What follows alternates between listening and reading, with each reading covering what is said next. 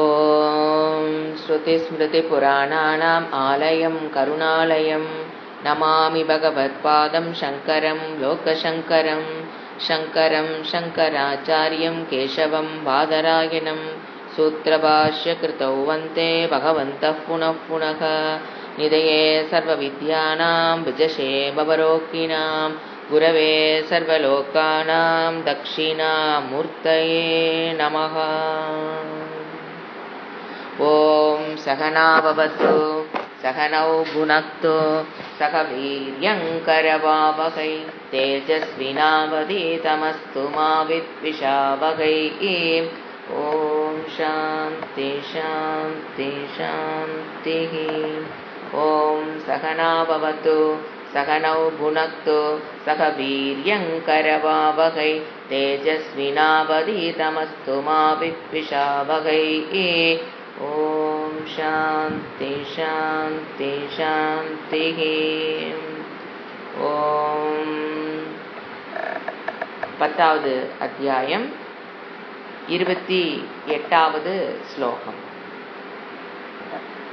ஆயுதானகம் வஜ்ரம் தேனுநாமஸ்மி காமதுக் பிரஜனச்சாஸ்மி கந்தர்ப்பः சர்ப்பானாமஸ்மி வாசுகிஹி.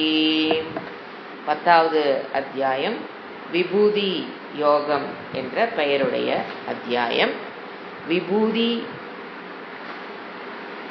யோகம் என்பது இணைத்துக் கொள்வது. விபூதி அப்படின்னா இங்கிருப்பது அனைத்தும் இறைவன். எப்படி ஒன்றை படைக்கும் போது இறைவன் என்ன சொல்றாரு, இந்த உலகத்தை படைச்சேன் அப்படின்னா அதுக்கு நிமித்த காரணம் இன்டெலிஜென்ட் காசும் நான் தான், மெட்டீரியல் காசு உபாதான காரணமும் நான் தான் அப்படிங்கிறாரு. அப்போ அவர் இன்டெலிஜென்ட் காசாக அவர் தான் இருந்திருக்க முடியுங்கிறதுல நமக்கு ஏற்றுக்கொள்வதில் ஒரு பெரிய பிரச்சனை வராது. ஆனால் மெட்டீரியல் காசாக அவர் இருக்கிறாரு அப்படிங்கும்போது இங்கு இருப்பது அனைத்துமே அவர் தான், அவருடைய விபூதி தான், இறைவன் தான் அப்படிங்கிறது நம்மளால ஏற்றுக்கொள்வது என்பது ஒரு புத்திக்கு லாஜிக்கா புரிந்து கொள்வது என்பது கொஞ்சம் கடினம். அறிவு ஏற்றுக்கொண்டாலும் மனம் அதை ஏற்றுக்கொள்வது, நான் பார்க்கறது அனைத்தும் நான் எப்படிதான் பார்க்குறோம், பேனாவா பார்க்குறோம், பென்சிலா பார்க்குறோம், வீடா பார்க்குறோம், மனிதர்களாக பார்க்கிறோம். இப்படி சின்னதிலிருந்து நாம் வெவ்வேறாக, என்னை தவிர்த்து வேறாக, இறைவனை தவிர்த்து வேறாகத்தான் இந்த உலகத்தை நம்ம பார்த்தோம். அப்போ இவர் சொல்ற கருத்து, அந்த ஒரு நீ எதை பார்க்கிறையோ, எதை கேட்கிறியோ, எதை நுகர்கிறாயோ அனைத்தும் என்னை தவிர்த்து வேறல்ல அப்படிங்கிற கருத்தை மனதுக்கு உணர்வு பூர்வமாக ஏற்றுக்கொள்வது என்பது கடினமான செயலாக இருப்பதால் இறைவன் என்ன கொடுக்கிறாரு, விபூதி யோகம். ஒரு விஷயமா எடுத்து அது என்னை தவிர்த்து வேறல்ல அப்படின்னு அவர் சொல்றாரு இந்த அத்தியாயம். ஏன்னா ஏன் ஒரு அத்தியாயம் கொடுத்தாரு, ஒரு லைன்ல சொன்னா புரியாது, ஆனா ஒரு லைன் சொன்னா புரிஞ்சிடும். ஆனா அதை ஏற்றுக்கொள்வது என்பது கடினம். இப்போ இந்த விபூதி யோகத்தை படிக்கிறதுனால இந்த மாதிரி இங்க இருப்பது அனைத்து மலைகளில் நான் மேருவாக இருக்கிறேன், இந்த மாதிரி வாசுகியாக இருக்கிறேன் பாம்புகளில், இந்த மாதிரி சிந்திக்கிறதுனால என்ன ஒரு வேதாந்திக் ஸ்டூடெண்ட்டுக்கு இங்க இருப்பது அனைத்தும் ஃபர்ஸ்ட் வகுப்புக்கு வர்றதுக்கு முன்னால நான் வேறு, இந்த இறைவன் வேறு, இறைவன் படைத்த உலகம் வேறு, இந்த ட்ரையாங்குலர் ஃபார்மேட்ல தான் நம்ம வகுப்புகளை வந்திருப்போம். நாம போய் சேர்ற இடம் ஏக்கம், இங்க இருப்பது அனைத்தும் இறைவனை தவிர்த்து வேறல்ல. ஸோ அந்த பைனரி ஒன்று ஆத்மா, இன்னொன்று அனாத்மா, இந்த பைனரி ஃபார்மேட்டுக்குள்ள வரணும் அப்படின்னா அந்த டிரான்ஸ்ஃபர்மேஷன் நீட்ஸ் விபூதி யோகம். அதனாலதான் அவரு ஒரு அத்தியாயத்தை கொடுத்துருக்காரு. இப்ப நீங்க அதை படிக்கிறதுனால எதுக்காக அது யூஸ் ஆகுதுன்னு பார்த்தீங்கன்னா, ஃபர்ஸ்ட் உபாசனார்த்தம். நாம் இப்போ உபாசனை பண்ணுறோம், மெடிடேஷன் பண்ணுறோம் அப்படின்னா இறைவன் எந்த ரூபமாக இருக்கிறேன்னு சொல்கிறாரோ அதை நாம் உபாசனைக்காக நாம் அதை எடுத்துக்கொள்ளலாம். அடுத்தது துவேஷ நிவாரணார்த்தம். ரெண்டாவது எதற்காக நம்ம படிக்கிறோம்னா நம்ம மனதில் இருக்கிற வெறுப்புகள் நீங்க. இப்போ நமக்கு ஒருத்தர் கஷ்டம் கொடுக்குறாங்க, தவறாக பேசுகிறாங்க அப்படிங்கும் போது என்னை தவிர்த்து வேறாக, இறைவனை தவிர்த்து வேறாக பார்த்துக்கிட்டே இருக்கிற வரைக்கும் அவர்கள் மீது நம்ம மனதில் ஏற்படுகிற வெறுப்பு குறையாது. ஏன்னா கஷ்டம் கொடுத்துட்டாங்க இல்லையா, கண்டிப்பா திருப்பி நீங்க கஷ்டம் கொடுக்காம இருக்கிறதுங்கிறது வேற, ஆனா அவங்கள வெறுக்காமல் இருப்பது என்பது வேற. அப்போ அந்த இறைவனாக நீ அவர்களை நீ இறைவனாக பார்க்க கத்துக்கிட்டோம் அப்படின்னா வெறுப்பு என்பது மனதில் வராது. அதற்காகத்தான் விபூதி யோகம் படிக்கிறோம். வாழ்க்கைக்கு அடுத்தது அபிமான நாசனார்த்தம்.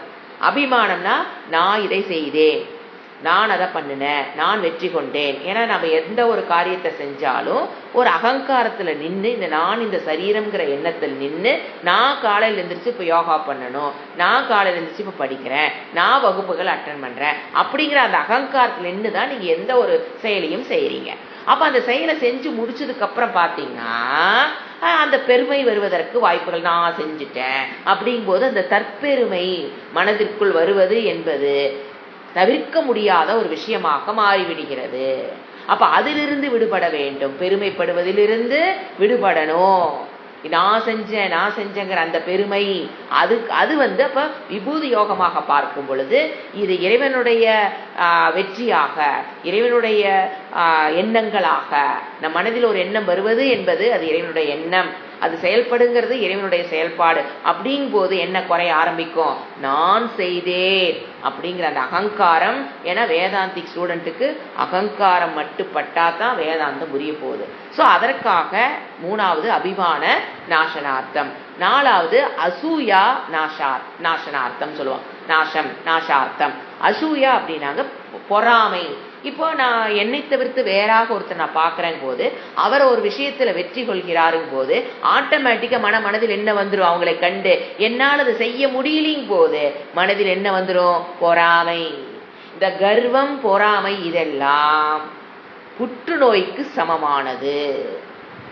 அப்போ என்ன ஆகுது? அந்த பொறாமைங்கிறது மனதில் வரும்போது, ஏன்னா நம்ம இந்த காலத்துல சிஸ்டம் ஆஃப் எஜுகேஷன் அந்த மாதிரி தான் போகுது. அதாவது நீ ஒருத்த ஃபர்ஸ்ட் ரேங்க் வாங்குறாங்க அப்படின்னா நம்ம என்ன சொல்லி வளர்த்துறோம்? நீ அந்த ஃபர்ஸ்ட் மார்க் நீ வாங்கு, அவனை பின்னுக்கு தள்ளு. அப்போ அவன் நம்ம அப்படி முயற்சி பண்றான் அந்த பையன். அப்படிங்கும் போது அந்த பையனால வாங்க முடியல, திருப்பி அந்த பையனாதான் ஃபர்ஸ்ட் ரேங்க் வாங்குறான், என்னால வாங்க முடியலன்னு அந்த பையனுடைய மனதில் வரும்போது கண்டிப்பா அவன் மேல என்ன பண்ணுவான்? அந்த பையன் மேல பொறாமைப்பட ஆரம்பிப்பான். பொறாமை என்பது மனதினுடைய ஒரு புற்றீசல் போன்றது. It's like cancer. அது அவனை அழித்துட்டு தான் வேற வழியே பார்க்கும். ஸோ பொறாமையிலிருந்து விடுபடுவதும், ஏன்னா கர்வங்கிறது சரீர அபிமானத்துல இருந்துதான் நம்ம எந்த வேலையும் செய்யறோம். ஸோ கர்வம் வராமையும் நீங்க விடுபட முடியாது. மனம் என்பது ரெண்டாவது நம்ம அடைந்ததை விட மேலாக ஒரு விஷயத்த காத்துக்கிட்டே இருக்கும். நீங்க ஒரு விஷயத்தை அடைஞ்சீங்கன்னா இன்னொருத்த அதுக்கு மேல ஒரு விஷயத்தை அடைஞ்சிட்டாங்கிறது மனம் கண்டுகொண்டே இருக்கும். அப்ப பொறாமை என்பது நம்மளால தவிர்க்க முடியாது. அப்ப நாம் அந்த விஷயத்தை இறைவனாக பார்க்கும் பொழுது விபூதியாக, அதையும் யார் வெற்றி கொள்கிறானோ அவனுடைய திறமை என்பதும் யாரை தவிர்த்து வேறல்ல, இறைவனை தவிர்த்து வேறல்ல. அது இறைவனுடைய திறமையாக என்னில் எது வெளிப்பட்டாலும், எந்த திறமை வெளிப்பட்டாலும் அது இறைவனை தவிர்த்து வேறல்லங்கும் போது you can easily get out of கர்வம். நீங்க மற்றவங்க இருக்கிற விஷயங்களை பார்க்கும்போது அதுவும் இறைவனுடைய சக்தி, விபூதி என்று நீங்கள் பார்க்கும் பொழுது பொறாமை என்பது வராது. இது ரெண்டிலிருந்து விடுபடும் பொழுதுதான் மனம் அமைதிக்கு வரும். நம்ம அமைதியை கெடுக்கிறதே கர்வமும் பொறாமையும். அதை ரெண்டிலிருந்து விடுபடுவதற்காக எதை நாம இப்ப பண்றோம்? விபூதி யோகங்கிறது ஒரு அத்தியாயத்தை இறைவன் கொடுத்திருக்கிறார். அடுத்தது மனோவிசாலார்த்தம், மனம் விரிவடைதல், விரிவுபடுத்துதல். அப்படின்னா என்ன? மனம் விரியுறதுன்னு என்னங்க? இங்க உடம்பு விட்டுட்டு வெளியே போயிருமா? மனம்ங்கிறது உடம்புக்குள்ளதான் இருக்குது. எப்படி விரிவடைதல் அப்படின்னா நம்மளுடைய வழிபாடுகள் எப்படி இருந்திருக்கும்?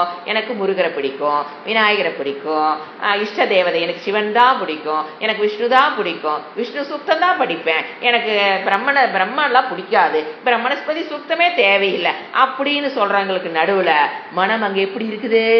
குறுகி இருக்கிறது. அந்த இஷ்ட தேவதா வழிபாட்டில் இருந்து அது எல்லாரும் அதுலதான் இருப்போம். அதிலிருந்து நம்ம எங்க போகணும்? விராட் பக்தி. இங்க என்ன விராட்டுங்கிறது என்னங்க? இந்த பாக்கிற அனைத்தும் இறைவனை தவிர்த்து வேற இல்லைங்கிறது. அந்த குறுகிய புத்தியிலிருந்து விஷால அடையணும் அப்படின்னா மனம் எப்படி இருக்குன்னு அர்த்தம். குறுகிய இஷ்ட தேவதா பக்தியிலிருந்து விராட் பக்தி, great transformation from a single pointed பக்தியிலிருந்து நான் பார்ப்பது அனைத்தும் இறைவனை தவிர்த்து விராட் புருஷன் அப்படிங்கிறது வர்றதுங்கிறது great transformation. அது ஆட்டோமேட்டிக்கா நடைபெறாது. அவ்வளவு அது எளிதும் அல்ல.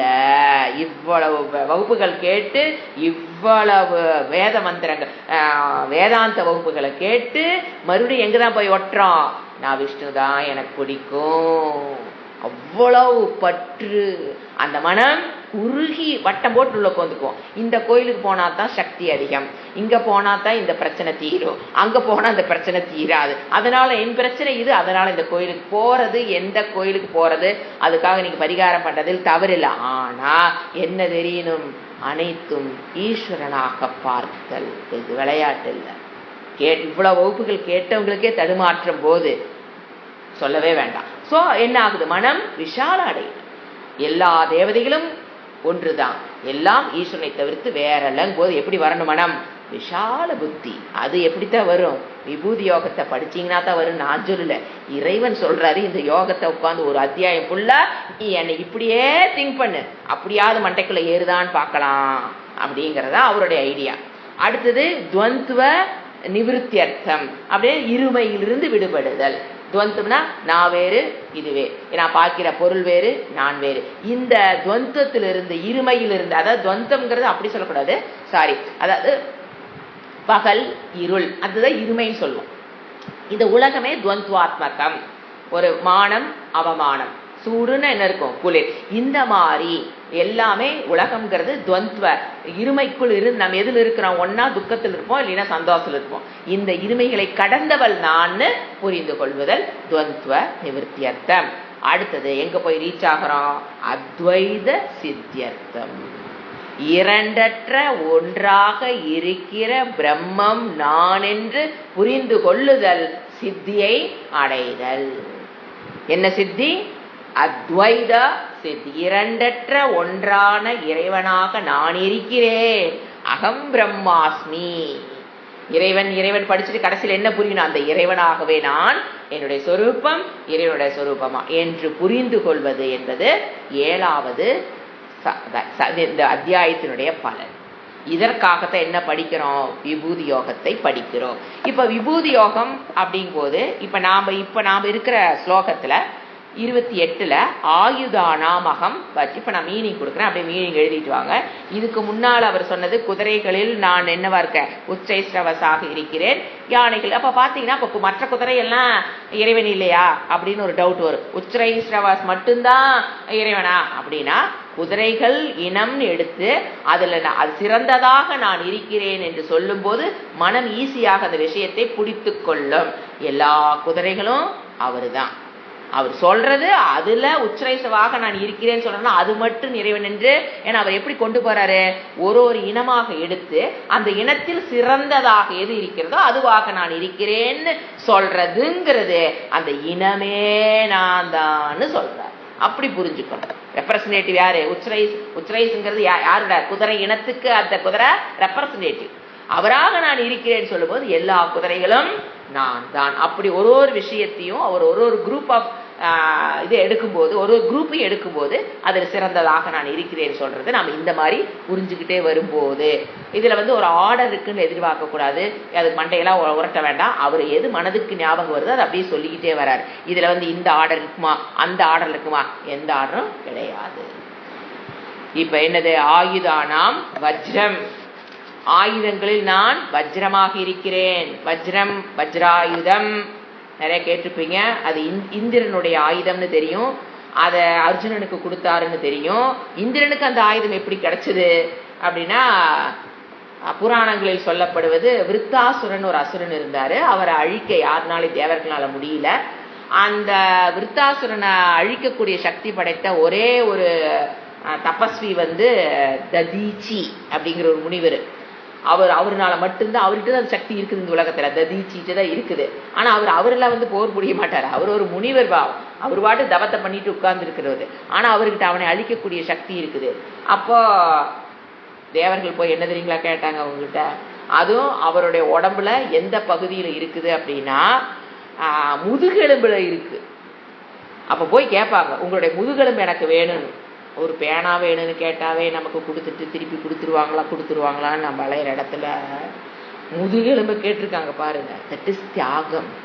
ஒரு அசுரனை அழிப்பதற்காக ஒரு தவசீலி அவரெல்லாம் அவர்கிட்ட போய் கேட்டது என்னது? முதுகெலும்பு. ஆனா அவர் என்ன பண்ணிட்டாரு? அடுத்த நிமிஷமே எடுத்துக்குங்க அப்படின்னா ஆக்சுவலா அவரை கொன்றுதான் முதுகெலும்பை எடுத்தார்கள்.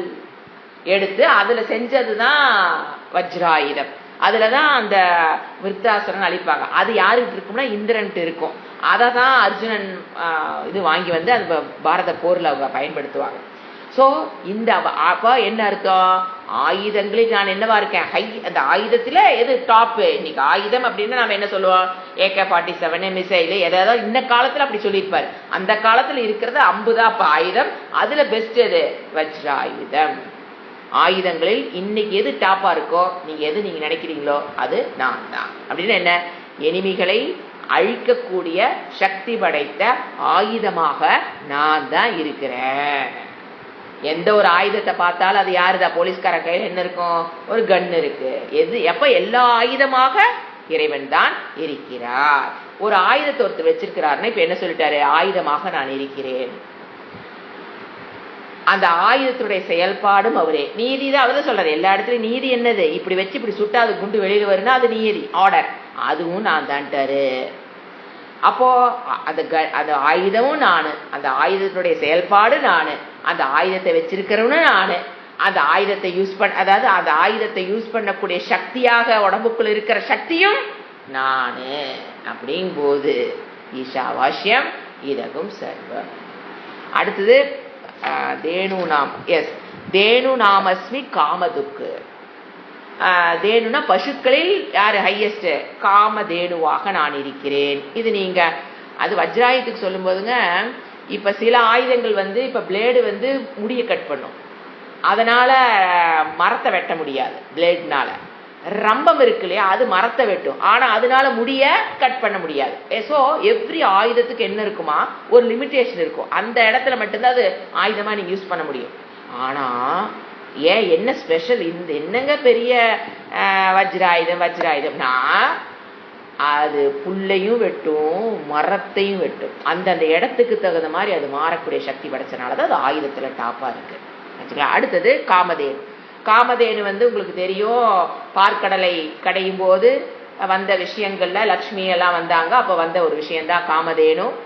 அது வந்து இவருக்கு போயிடும், வசிஷ்டருக்கு சொந்தமானதாக ஆயிரும். அப்புறம் அதை பார்த்து வசிஷ்டர் அவர் வந்து ஒரு தடவை விஸ்வாமித்திரர் வந்து தன்னுடைய படைகளை கூட்டிட்டு அங்கே போய் சாப்பிடும் போது அவர் எல்லாத்தையும் படைச்ச அத்தனை படைகளுக்கு சாப்பாடு போடுவார். அப்போ ஸ்டன்னாகி கேட்பாரு விஸ்வாமித்திரர், எனக்கு அதை கொடுங்க, நான் அரசனாக இருக்கேன், எனக்கு உங்களை நீங்கள் வச்சிருக்க வேற எனக்கு அதிகமாக யூஸ் ஆகும்னு கேட்க போய் நீங்கள் அந்த கதையெல்லாம் கேட்டிருப்பீங்க.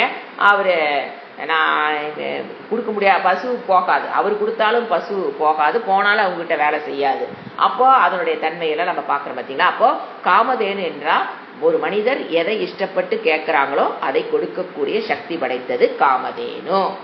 அது புராணங்கள் நீங்க நிறைய கேட்டிருப்பீங்க. அந்த காமதேனுவாகவும் நான் இருக்கிறேன்னு என்ன அர்த்தம்? எல்லா பசுவும் இறைவனை தவிர்த்து வேறல்ல. அதை புரிஞ்சுக்கிட்டு பசுக்களுக்கு துக்கம் கொடுக்க கூடாது. நான் பகவத்கீதையும் படிப்பேன், நான் மாட்டுக்கறியும் சாப்பிட்றேன்னா மண்டையில ஒன்றும் ஏறில, பகவத்கீதை ஏறிலின்னு அர்த்தம். ஏன்னா பசுவாக நானும் காமதேனுவாக நான் இருக்கிறேன்னு என்ன அர்த்தம்? எல்லா பசுவும் இறைவன் தான். அடுத்தது என்னது? மூணாவது இந்த ஸ்லோகத்துல 4 வருது. பிரஜனஸ்டாஸ்மி கந்தர்பக. பிரஜனஸ்டாஸ்மினா பிறப்பிக்கின்றதில் காமதேனுவாக இருக்கிறேன். பிறப்பிக்கின்ற விஷயத்தில் நான் காமதேனுவாக இருக்கிறேன். அதாவது சந்தான விருத்தி காரணமான காமத்திற்கு அதிபதியாக இருப்பவர் யாரு? கந்தர் பண்ணாங்க இவரு மன்மதனாக நான் இருக்கிறேன். அந்த மன்மதன் இருப்பதனாலதான் என்ன ஆகுது? சந்ததி விருத்தி அடைகிறது. அந்த மன்மதனாகவே நான் தான் இருக்கிறேன். அடுத்தது சர்ப்பானாமஸ்மி வாசுகி. வாசுகி வந்துங்க சர்ப்பம் அப்படின்னா சமஸ்கிருதத்துல வந்து விஷத்துடன் கூடிய பாம்பு சர்ப்பம். அப்போ விஷத்தோட, ஏன்னா பாம்புல பாத்தீங்கன்னா 2 இருக்கு, நமக்கு தெரியும். விஷமுள்ள பாம்பு, விஷமற்ற பாம்பு. இங்க என்ன சொல்றாரு, பாம்பை 2ஆ பிரிக்கிறாரு. விஷமுள்ள பாம்புகளில் நான் வாசுகியாக இருக்கிறேன். வாசுகி என்ன பண்ணாங்க, பார்க்கடலை கடையும் போது கயிறாக பயன்படுத்தினாங்க, நம்ம புராணத்துல கேட்டுப்போம்.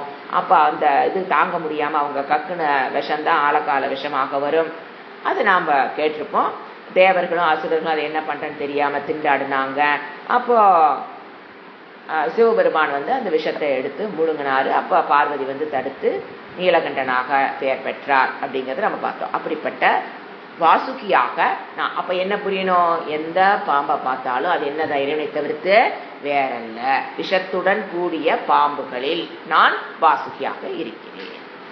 அடுத்து அனந்தாஸ்மி நாகானாம் வருணோ யாத சாமகம் பித்ருநாம் அர்யமா சாஸ்மி யமக சையம தாமகம்.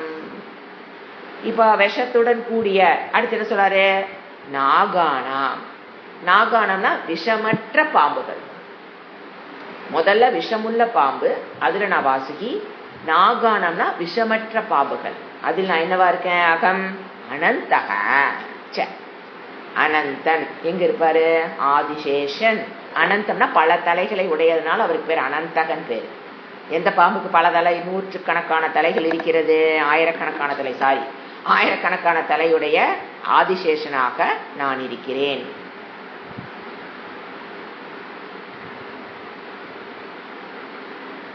விஷ்ணுவிடம் சிறந்த பக்தி கொண்ட ஒரு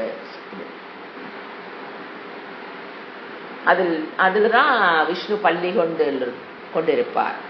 அது நமக்கு தெரியும், அது அதிகமா உங்களுக்கு விளக்கம் தேவையில்லை. அடுத்தது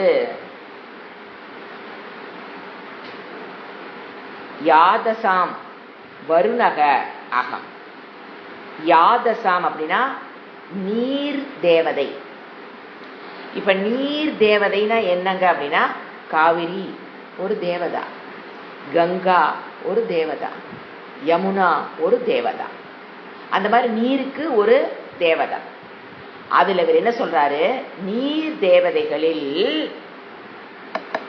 நான் என்னவா இருக்கேன், வருணக தேவதா. இப்ப நம்ம பெய்யற மழை ஒரு தேவதை. அந்த தேவதை இருப்பதால் தான் மழை பெய்வதற்கும் மழை பெய்யாமல் இருப்பதற்கு யாரு தான் காரணம்.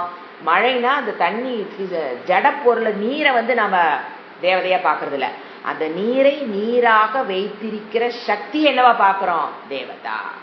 மழை பெய்யணும்னா அங்க என்ன இருக்குன்னு ஒரு பெரிய சக்தி செயல்பாட்டுக்கு வந்தா தான் மழை வரும்.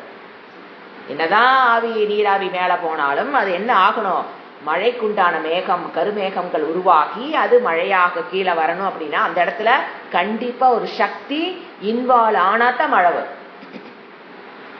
அப்ப அந்த சக்தி தான் என்னது, வருணன். இவ என்ன சொல்றாரு, அந்த நீர் தேவதைகள்லாம் அப்ப என்ன எடுத்துக்கணும், எல்லா நீர் தேவதைகளும் நான் தான். நீங்க கங்கை வழிபட்டாலும் அது நான் தாங்கிற ஈஸ்வரன். நீங்க காவிரி வழிபட்டாலும் அந்த வழிபாடு யாருக்கு தான், எனக்கு தான். நீங்க யமுனை வழிபட்டாலும் எனக்கு தான். என்னை நீங்க தான் வழிபடுறீங்கிற. அதை வழிபடுவது என்பது என்னை, ஈஸ்வரனை வழிபடுவதற்கு சமம். அப்ப அது அந்த நீர்நிலைகள் அது பெஸ்ட் யாரு, ஏன்னா வருணன் தான் சோர்ஸ் ஆஃப் ஆல் வாட்டர். நீங்க கடலா இருந்தாலும் சரி, எல்லாத்துக்குமே சோர்ஸ் ஆஃப் வாட்டர் யாரு, மழை. இப்போ ஒரு லேக் இருக்கு, யாரு சோர்ஸ் ஆஃப் வாட்டரு, மழை.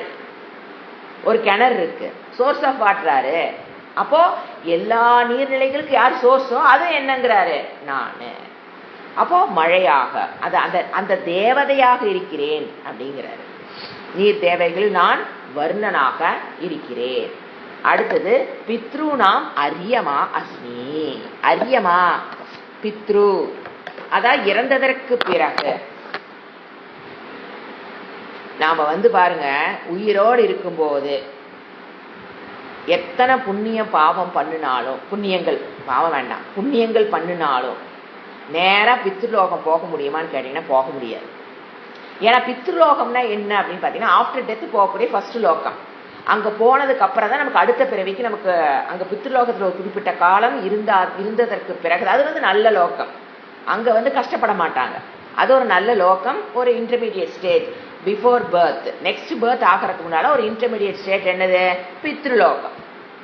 நீங்க பாருங்க, பல புண்ணியங்கள் பண்ணி இருந்தாலும் அவருடைய சொந்த புண்ணியங்களை வச்சுக்கிட்டு ஒருத்தர்னால பித்ருலோகம் போக முடியாது.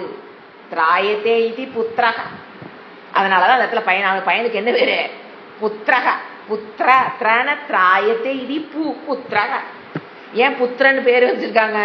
நம்மளை காப்பாத்துறவன் நம்மளுடைய பையன். எப்படி அவன் காப்பாத்துறான்? இறந்ததற்கு பிறகு அந்த ஹோமத்துக்கு பேரு அக்னிஷ்டோமம். காரியங்கள் செய்யற பார்த்தீங்களா, அக்னிஷ்டோமம்னு ஒரு ஹோமம், ஒரு அக்னி காரியம் கண்டிப்பா பண்ணணும் அவங்களுக்காக. 16 நாள்ல ஒரு அக்னி ஹோமம் பண்றது மூலம் அது ஐயருக்கு வந்து என்ன பண்ணுவான்னு கேட்டீங்கன்னா அது ஐயருக்கு தான் தெரியும்.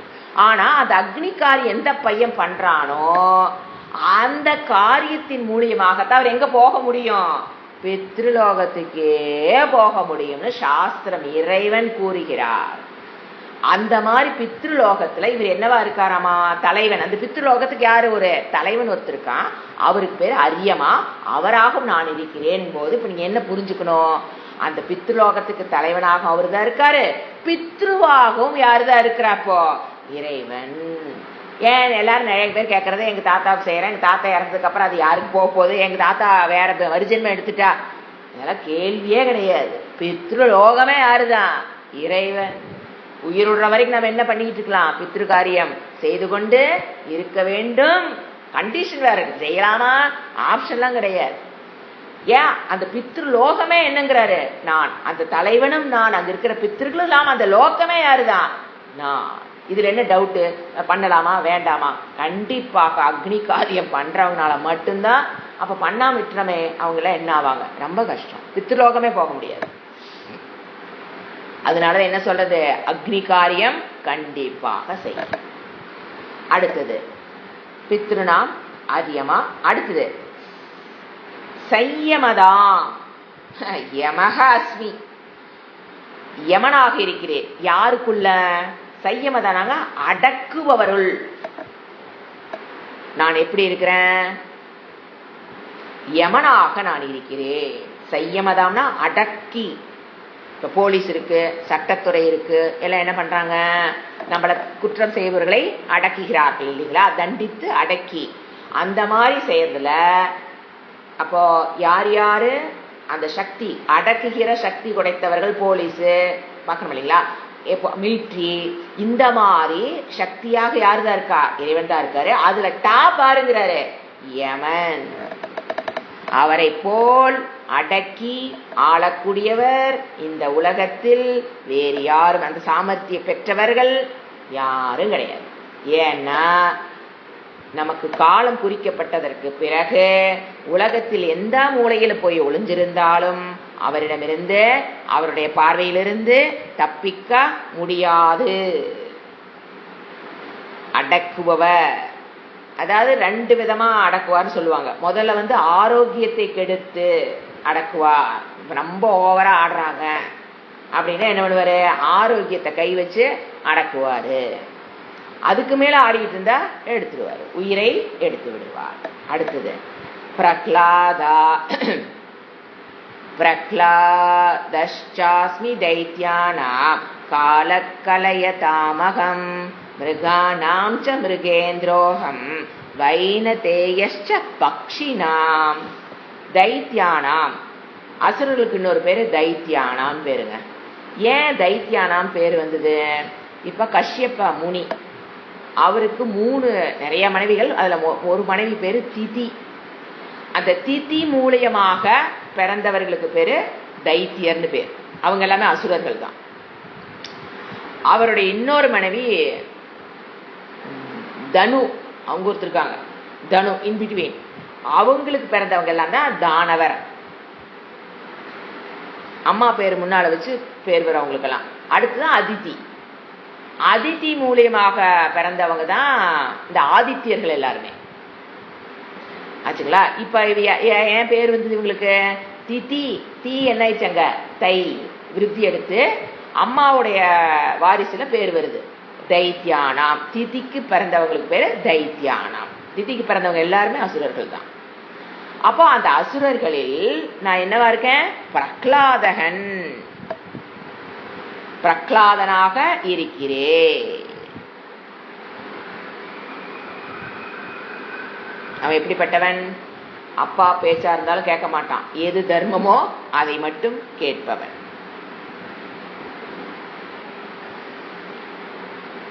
அது உங்களுக்கு தெரியும்.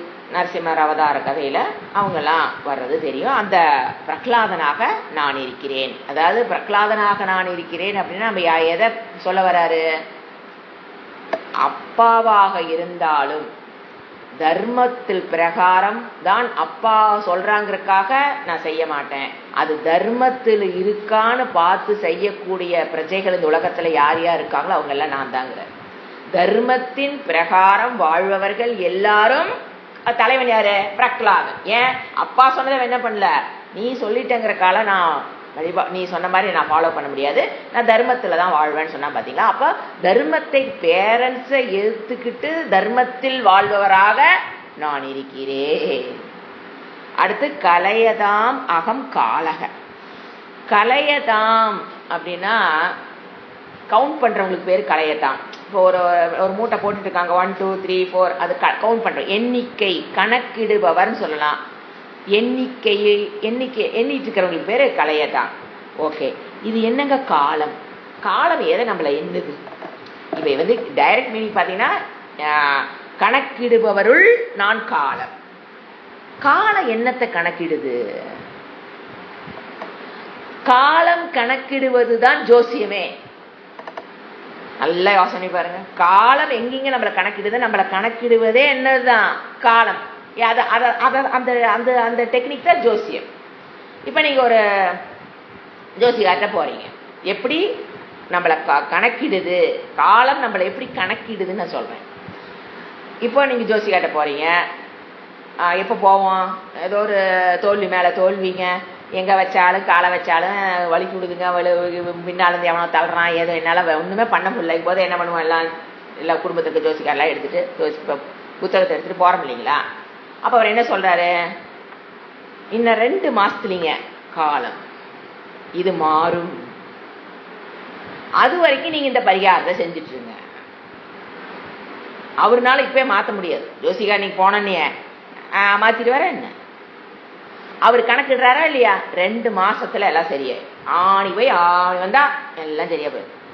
புரட்டாசி இப்படி சொல்றாரா இல்லையா? அப்போ அவருக்கு நல்ல இன்னும் கொஞ்சம் நல்ல டெப்தா திங்க் பண்ணி பாருங்க. ஒரு சுபமாகட்டும் காலம் கணக்கிட்டும், அவ்வளவு காலம் தான் நமக்கு சுபம் இருக்கும். அசுபமாகட்டும் யாரு கணக்கு போடுறது? 15 days more for you, 10 days more for you, யார் கணக்கு போடுறது? காலம். அது சுபமா இருந்தாலும் சரி, அசுபமான நிகழ்வுகளாக இருந்தாலும் சரி, அல்லது ஒரு பெரிய வளர்ச்சி விருத்தின்னு சொல்லுவோம், அதையும் யாருதான் கணக்கு போடுறது? காலம். அல்லது என்ன சொல்றது, க்ஷயம். இந்த நாளையும் நம்மளுடைய வாழ்க்கையில் கணக்கு போடுறவன் காலக, கால தேவதா. காலன்னு என்ன, டைமா வாட்சா அப்படிலாம் போகக்கூடாது, தேவதை. கால தேவதை தான். நம்ம என்ன பண்றாங்க, நம்மளுக்கு உங்களுக்கு சுப எத்தனை நாளைக்கு சுபம்னோ, எத்தனை நாளைக்கு அசுபம்னு, எத்தனை நாளைக்கு உங்களுக்கு விருத்தி ஏற்படுதுன்னு, எத்தனை நாளைக்குள்ள அது ஷயம் ஆகுதுன்னு. நல்லது ஷயமாகும், கெட்டது ஷயமாகும். ஸோ எல்லாமே அண்டர் த கண்ட்ரோல் ஆஃப் நம்ம எதிர்க்குள்ள சிக்கி இருக்கிறோம் கால தேவதை. புரிஞ்சுங்களா? இப்போ ஏன்னா கலையதாம்னா கணக்கிடுபவர் எப்படி? நம்மளை கணக்கிட்டு கொண்டிருப்பவன் கால தேவதை. கால தேவதை வழிபாடுங்கிறது எப்படி நாம பண்ணலாம்? நீங்க கால தேவதைக்கு யாராவது வழிபாடு பண்றோமா? யோசனை பாருங்க. ஒவ்வொரு க்ஷணமும் நம்மளை கணக்கு போட்டுட்டு கவுண்ட் பண்ணிட்டு இருக்கிற ஆளே யாருதான்? கால தேவதை. அப்ப கால தேவதைக்கு ஒரு கோயில் இல்லையே, நம்ம வழிபாடுகள் பண்றது இல்லையே, அவருக்கு ஒரு கிராட்டிடியூடு. முருகர், விநாயகர், சனீஸ்வரையே கும்பிட்டு இருக்கிறோமே, கால தேவதை. பஞ்சாங்கம் படிப்பது என்பது கால தேவதைக்கு நாம் செய்கின்ற வழிபாடு ஆச்சுங்களா? பஞ்சாங்கம் படிக்க வாங்க, நம்ம என்ன வேண்டியிருக்குது? கெஞ்ச வேண்டியிருக்கு. ஏங்க நீங்க வாங்க, நீங்க வாங்க. ஏங்க நான் படிக்கல, நீ படிக்கல. பஞ்சாங்கம் படிப்பது, அதை கேட்பது என்பது கால தேவதைக்கு நாம் செய்கிற வழிபாடு. மிருகானாம் அகம் மிருகேந்திரக. இது ஈஸி உங்களுக்கு. மிருகானாம் என்னது? மிருகங்களுக்குள்.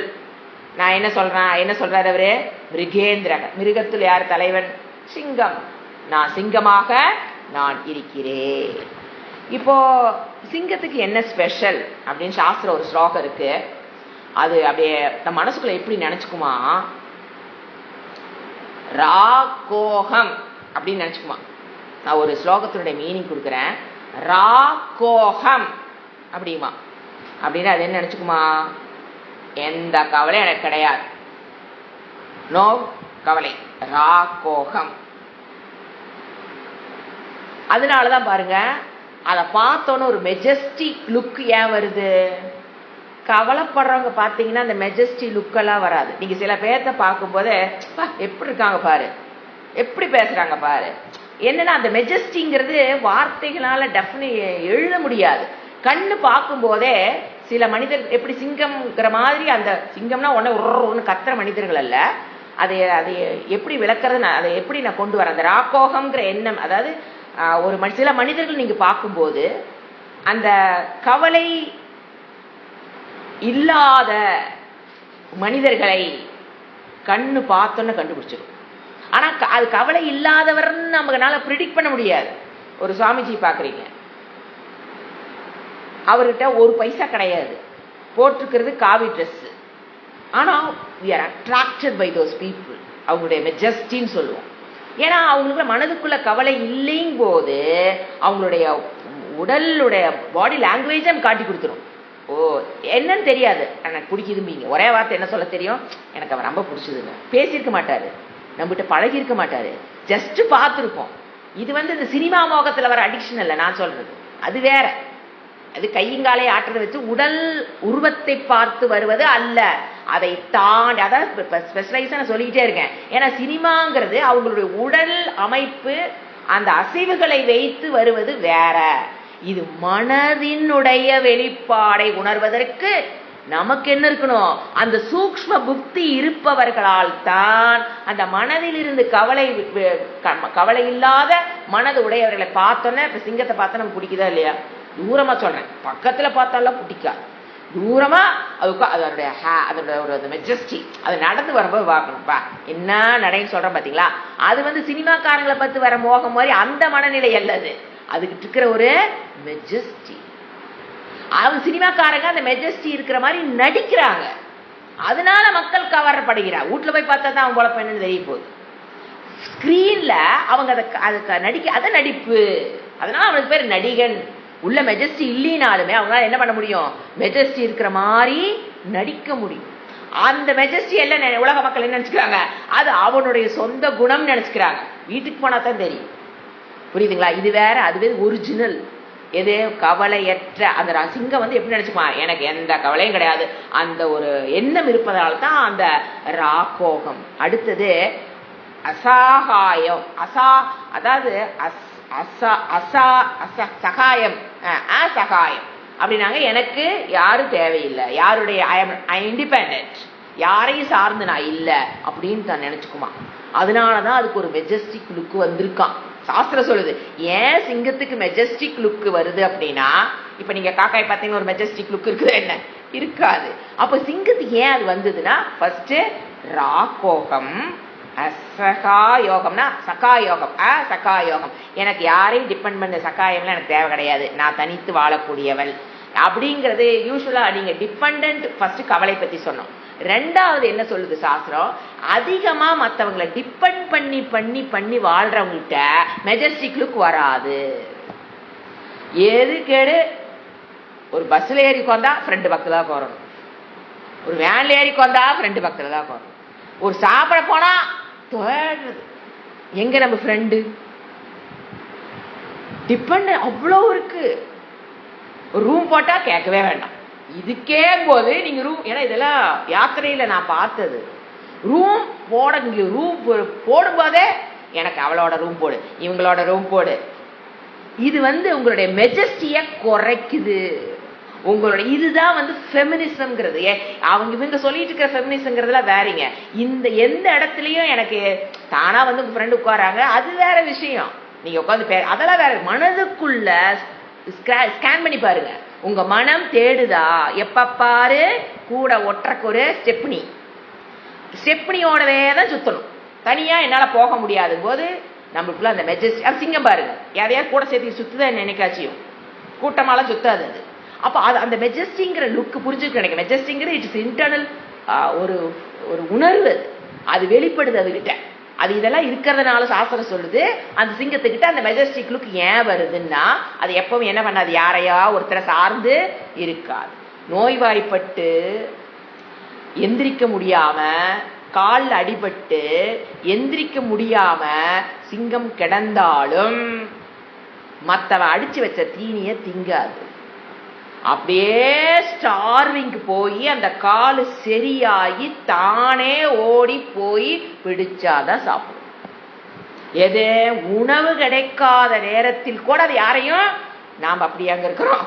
அதான் பாருங்க, சின்ன ஒரு வெளியில போறியா கூட வரையா, சுத்தி இருக்க வேற, அவ தனியா இருக்கிறான், நீ அவ தனியா போறான். அந்த தனிமையில இருந்து பழகி அதுல ஆனந்தத்தை காண்கிறாங்க பாருங்க, அவங்களுக்குள்ளதான் அந்த மெஜஸ்டிவ். வீட்டுல நான் தனியா இருக்கேன், ஐயோ துணைக்கு யாராவது வேணும், தொணை தொணை தொணை, தட் இஸ் அடிமை. எப்ப நம்ம தனியா இருக்கிறோமோ அப்பதான் நமக்குள்ள என்ன, அதுதான் சுதந்திரம். ஃபெமினிசம்ங்கிறது அங்க இருக்குதுங்க, நம்மளே போய் சிக்கிக்க வேண்டியது. அப்புறம் எனக்கு 33% கோட்டா கொடு, அதுல சுதந்திரம் என்பது மற்றவர்கள் எனக்கு கொடுத்து நான் பெறுவது அல்ல, அது என்னிடம் இருப்பது. அதை யாரிடம் நான் யாசிக்க வேண்டிய அவசியம் இல்லை. அது முதல்ல புரிஞ்சுக்கணும். எனக்கு சுதந்திரம் இல்லை, வீட்டுல என்னை வீட்டுக்காரரை அடிமையா வச்சிருக்காரு, இது மெயின் கம்ப்ளைண்ட்.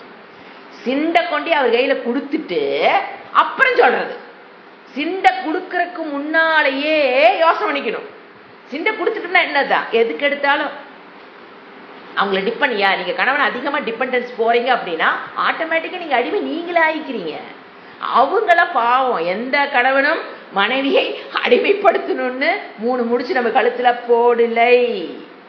நம்மளுடைய இயலாமையை, டிபெண்டன்சியை கொண்டே அவற்றை வைக்கும் போது நீங்க ஆட்டோமேட்டிக்கா நீங்க உங்களையே அடிமைப்படுத்திக் கொள்கிறீர்களே தவிர எந்த ஆணும் ஒரு பெண்ணை அடிமைப்படுத்த வேண்டும் என்று குறிக்கோளுடன் வாழ்க்கையை ஆரம்பிப்பது இல்லை. எங்க ரூட் தப்பு எங்க நடக்குது, நான் அடிமையா இருந்து அது ஒரு சுகம், அடிமையா இருந்து சுகம் காங்கிற இனம் நம்பினம். அப்புறம் தொலைச்சு போட்டு அப்புறம் என்னங்கிறது, எனக்கு வீட்டுல என்னை அடிமையா வச்சிருக்காங்க பையன் அடிமை. எல்லாத்துக்கும் என்னதான் நாம நம்மளோட அறியாமையின் காரணமாக நாம கொடுத்துருவோம். எது டிபெண்ட் ஆகியிருப்போம். எவ்வளவு தூரம் யாருக்கிட்ட டிபெண்ட் ஆகுறீங்களோ அவங்க கிட்ட நீங்க அடிமைதான். அது உலகத்தில் யாராக இருந்தாலும் சரி, அவங்களுக்கு நீங்க அடிமையா வாழ்ந்துதான் ஆகணும். ஒரு பக்கம் போகணும், அவர் வந்தா தான் பரவாயில்ல வெளியில் போக முடியும். எவ்வளவு அடிமையா இருக்கும் பாருங்க. ஒரு பக்கம் போறக்கு நம்மளால தனியா போக முடியாது. இது என்னவா மாத்திட்டாங்க, எங்க வீட்டுக்காரர் தான் என்னை எல்லா பக்கம் கூட்டிட்டு போவார். அது வேற மாதிரி போயிடுச்சு. அதுக்கு காரணம் நாம தான், ஆணினம் அல்ல. அவர் கூட்டிட்டு போனாதான் கணவன். டெபினிஷன் போடுறதாரு நாம தான். கணவன்னா எங்க நான் கேட்கறேன்னா அங்க கூட்டிட்டு போகணும். அப்படிங்கும்போது ஆட்டோமேட்டிக்கா நான் அவருக்கு என்ன ஆயிட்டேன், அடிமை ஆயிட்டேன். சோ அது இல்லாத குணம் தான் என்ன கொடுக்கும் உங்களுக்கு, அந்த மெஜஸ்டிக் லுக். அடுத்தது என்ன சொன்ன, கிருஷோகம். சிங்கத்துக்கு சொல்ற கிருஷோகம் நினைச்சுக்குமா. அது கிருஷோகம்னா நான் கிருஷக அப்படின்னா ஃபிட். அதுக்குள்ள என்ன இருக்குமா, ஐ ஆம் பிசிக்கலி ஃபிட். இது அடுத்த அடிமைத்தனம்.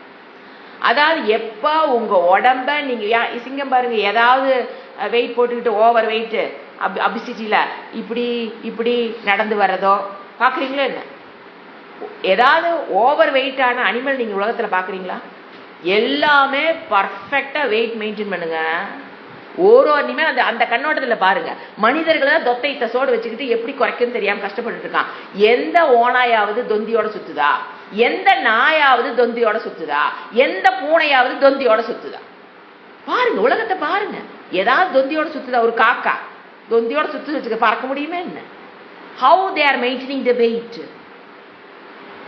அதுங்களுக்கு தெரிஞ்ச விஷயம் மனிதனுக்கு தெரியல. ஆனா என்ன சொல்றான், உலகத்தை என் கையில், உலகம் என் கையில், நான் உலகம் என் கையில், என்னென்னமோ சொல்லிட்டு கிடக்குறோம். அதுகிட்ட இருக்கிற தெரிஞ்ச விஷயம் கூட நமக்கு தெரியல. ஏன்னா அதனோட ஃபிட்னஸ் அது எவ்வளவு கேர்ஃபுல்லா மெயின்டைன் பண்ணுதுன்னு பாருங்க. முட்டி வலி வர சிங்கமோ முட்டி தேஞ்சு போன சிங்கமோ எந்த ஒரு அனிமலுமே நோய் வந்து சாகிறதுக்கு வேற. இந்த நடுவில் நம்ம ஃபேஸ் பண்ற பாருங்க, ஒரு அலர்ஜி, நமக்கு தான் டஸ்ட் அலர்ஜி எல்லாம் சொல்றோம், அதுக்கு ஏதாவது அலர்ஜி வருதுன்னு பாருங்க. ஏதாவது நம்மளோட இயலாமையில பல நோய்கள் அங்க இருக்காது. ஏன்? அது என்ன பண்ணுது? கால்குலேட்டிவா சாப்பிடுது. என்ன உழைக்குதோ, என்ன கேலரிஸ் வேஸ்ட் பண்ணுதோ அதுக்கு மட்டும்தான் சாப்பிடும். அதுக்கு மீறி வயிற்ற போட்டு நாக்குக்கு பிடிக்குது என்பதற்காக டப்பு டப்பு டப்பு டப்புன்னு டிவி பார்த்துட்டு அது சாப்பிடாது. புரிச்சுங்களா? அதெல்லாம் அப்படி இருக்கிறனாலதான் அந்த உடல் ஃபிட்னஸ். அப்புறம் அது உணவு தேடுனா ஓடித்தான் ஆகணும். ஸோ எப்பவுமே அது எப்படித்தான் வச்சிருக்குதா? ஃபிட்னஸ். அப்போ அதனாலதான் அதுக்கு என்ன வந்திருக்குதா? ஒரு மெஜஸ்டிக் லுக் உங்களுக்குள்ள வரணும்னா மனதில் கவலை இருக்கக்கூடாது, யாருடனும் சார்ந்து இருக்கக்கூடாது, உடம்ப 4 மணிக்கு எந்திரிச்சு யோகா பண்ணி ஃபிட்னஸா வச்சுக்கணும். அப்பதான் உங்களுக்குள்ள ஒரு அந்த மெஜஸ்டிக் லுக், சிங்கத்தை போன்ற ஒரு சினிமாக்காரங்களுக்கு வர்றது, அவங்க அது இருக்கிற மாதிரி நடிச்சுக்கிறாங்க அந்த டைம் பீயிங்க்கு. அது அல்ல, உண்மையாகவே தூங்கி எந்திரிச்சா அவங்க எப்படித்தான் இருப்பாங்க? மெஜஸ்டிக். தேர் இஸ் நோ நடிப்பு நாடகம். அதுதான் சாஸ்திரம் சொல்ல. அது ஒரு ஸ்லோகமே இருக்கு. சாஸ்திரம் அந்த அந்த பக்குவத்துக்குடன் மனிதன் வாழணும். ஏன்னா ஏன் சிங்கம் சிங்கம்னு? ஏன்னா எத்தனையோ தடவை நீங்க படிச்சிருப்பீங்க, மனிதர்களுள் சாரி மிருகங்களுள் சிறந்தது சிங்கம். ஏன்? இதெல்லாம் தான் காரணம். அது என்னவா இருக்குது? அரசனாக இருக்கிறதுக்கு காரணம். அப்ப மனிதர்களுக்குள்ள அரசனாக இருக்கணும், வீட்டுக்குள்ள நான் அரசனா இருக்கணும், அரசியா இருக்கணும்னா இதெல்லாம் நமக்குள்ள இருக்கணும். அப்பதான் அந்த குணத்துல குவாலிஃபைட் டு தட் போஸ்ட். அடுத்தது பக்ஷி. இது அதை விட சூப்பர். பக்ஷினா உங்களுக்கு தெரியும், பறவை. பறவைகளுக்குள்ள வாட் இஸ் ஸ்பெஷல் என்ன நமக்கு தெரியும். என்ன பக்ஷினா என்னது? வைனதேயக, கருடன்ங்க. பறவைகளும் நான் கருடனா இருக்கேன். ஏன் அவருக்கு வைனதேயகன்னு பேர் வந்தது தெரிஞ்சுக்கணும் இல்லையா? வைனதேயக அப்படின்னா அவங்க அம்மா பேரு வினனா, வினதா, சாரி வினதா அம்மா பேர். அந்த வினதா தான் யாருக்கு பிறந்தவங்க? அருணனுக்கும் வினதாவுக்கும் பிறந்தவர் தான் கருடன். அதனால அவங்க அம்மா பேர் முன்னால இன்ஷியலா வச்சு, அதாவது அவருடைய அம்மா பேருடைய இதுல வந்து வினதா, அது வி என்ன ஆயிடுச்சுங்க? வை, வைனதேய. இதுதான் அவருடைய பிறப்பினுடைய ரகசியம். அவங்க 2 பேர்த்துக்கும் பிறந்தவர் கருடன். அவர் வந்து விஷ்ணு பக்தன். பார்க்கறதுக்கு பருந்து போலதான் இருப்பாரு, ஆனா பருந்தை விட உயரமா பறக்கக்கூடியது கருடன். அந்த 2க்கும் என்ன வித்தியாசம் பார்த்தீங்கன்னா, கழுத்தில் இப்படி ஒரு வெள்ளை கோடு மாதிரி தெரியும். அதுதான் வந்து பருந்திலிருந்து கருடனை வேறுபடுத்திக்க. மற்றபடி 2 ஒரே மாதிரி தான் இருக்கும். ஆனா பறக்கிற உயரம் பருந்து கீழே பறக்கும், கருடன் நல்லா மேலே பறக்கும்னு சொல்லுவாங்க.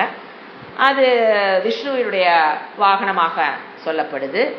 அதை காண்பது என்பது, அதை கருடனை பார்ப்பது என்பது ஒரு ஆஸ்பீஷியஸ் மூமெண்ட், ஈவெண்ட் அப்படின்னு சொல்றதாக நம்மளுடைய இதுல வந்து கலாச்சாரத்துல அது முக்கியமான ஒரு இடத்தை பெறுது. அப்படின்னு என்ன அர்த்தம்? பறவைகள் எல்லாமே இறைவன் தான். கோழி யாருதான்? இறைவன்.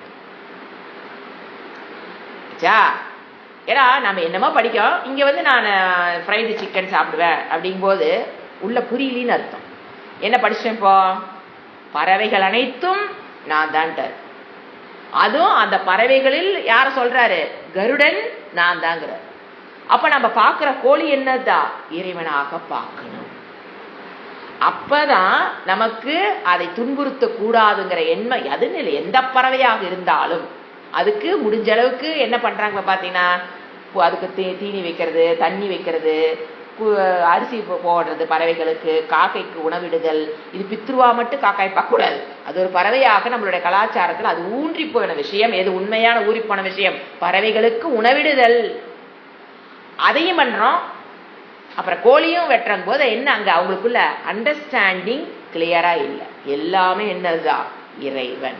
அதான் சொல்ல, பறவைகளும் எல்லா பறவையும் நான் தான். அந்த பறவைகளில் டாப் யாரு? கருடன்.